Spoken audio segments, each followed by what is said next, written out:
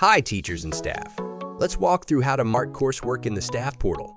Before that, let's go over the coursework process first. Teachers first create a template, then assign it to their students or attach it to a specific course, so it's not a repetitive task. Once that's done, you just wait for the students to complete it. Only then can you mark the coursework and share the results. Courseworks are in. Let's walk through the marking process.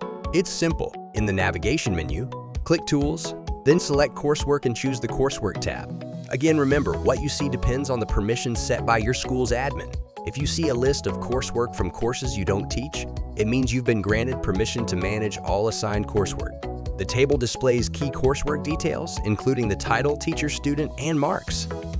Let's break down the status column.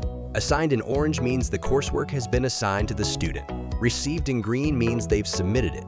Marked in purple means the teacher has already graded the coursework, and completed means the student has already viewed the coursework result.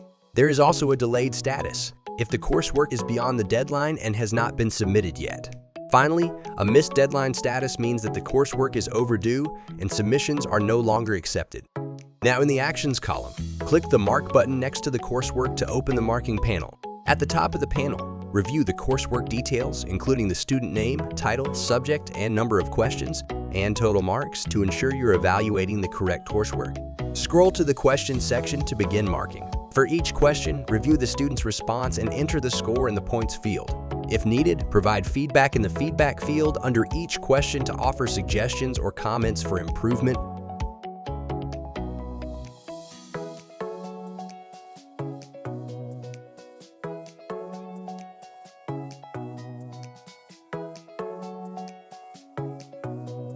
After submitting, you'll see the status updates to marked indicating grading is complete.